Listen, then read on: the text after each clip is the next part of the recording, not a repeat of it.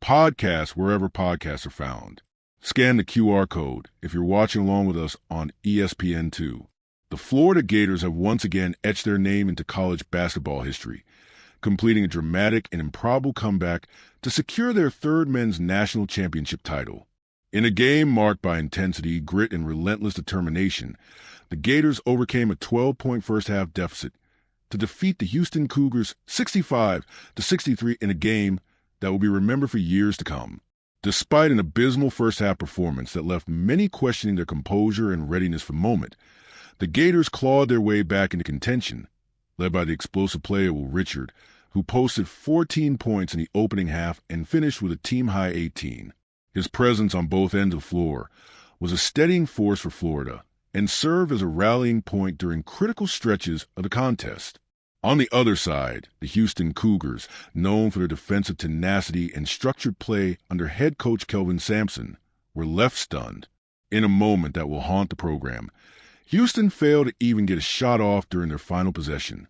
With 19 seconds remaining and trailing by just 2 points following a timeout, the Cougars appeared paralyzed in execution, an uncharacteristic lapse for a team so well-coached and disciplined.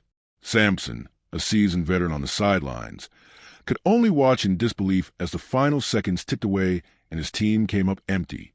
This championship represents not just a singular victory for Florida Gators, but a watershed moment for head coach Todd Golden.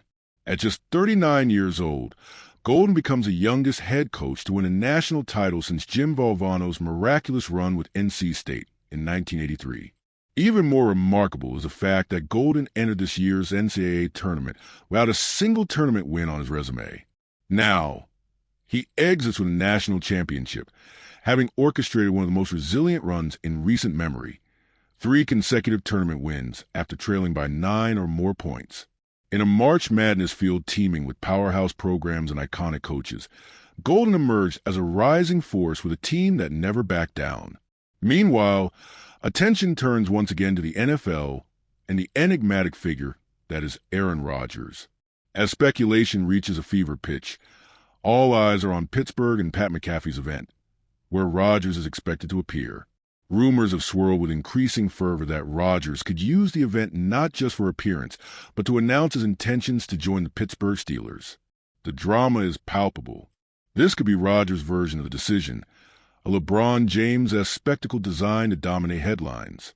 With Rodgers being an integral part of McAfee's media universe, it would be fitting for such a momentous decision to unfold on that very platform. However, the situation remains murky. While Pittsburgh fans hope for clarity, uncertainty reigns. Rodgers has always danced to the beat of his own drum, and retirement has not been ruled out. There's growing concern that if an announcement doesn't come during the McAfee event, Rodgers might be opting to wait until after the NFL draft. A calculated move to see how situations unfold, particularly with teams like the Minnesota Vikings still looming as a potential landing spot. Rodgers' connection with the Vikings has never been publicly confirmed. Yet behind-the-scenes chatter and the lack of a definitive commitment from Rodgers keep that door slightly ajar. As of now, Pittsburgh believes to hold the inside track. Reports of Rodgers throwing to DK Metcalf and extended time at the Steelers facility indicate mutual interest. Yet his silence and the absence of a signature suggest that nothing is guaranteed. This ambiguity places the Steelers in a precarious position heading into the draft. Do they continue waiting on Rodgers, or pivot decisively toward the future by selecting a quarterback like Shatter Sanders, Jackson Dart, or Jalen Milroe? ESPN bet lists Sanders as the overwhelming favorite to be the second QB taken, but insiders like Dan Orlovsky have noted the gap between Sanders and Dart is narrower than many assume.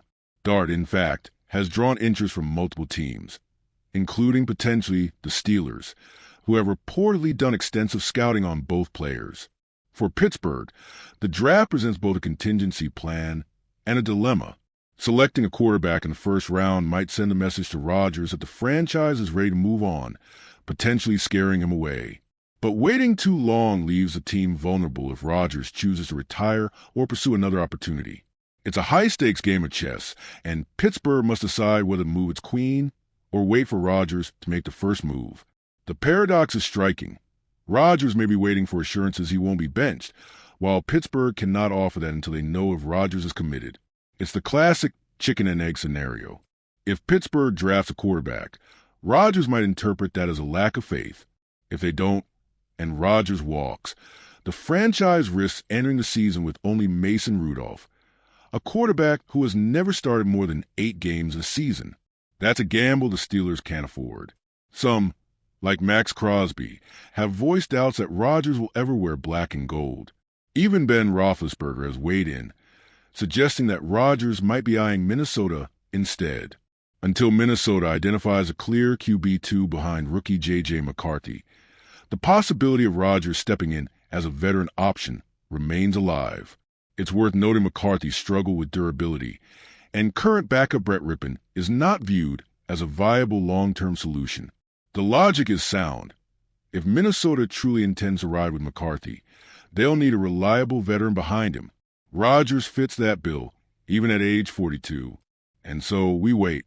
As we stand on the edge of yet another chapter in Aaron Rodgers' unpredictable saga, one thing is certain. He thrives in the spotlight. He may claim otherwise, but make no mistake. Rodgers loves the control, the speculation, and the theater. Whether he's suiting up for the Steelers, keeping the Vikings guessing, or walking away from football entirely, the next 24 hours could define not only his future, but shift the balance of power in the NFL.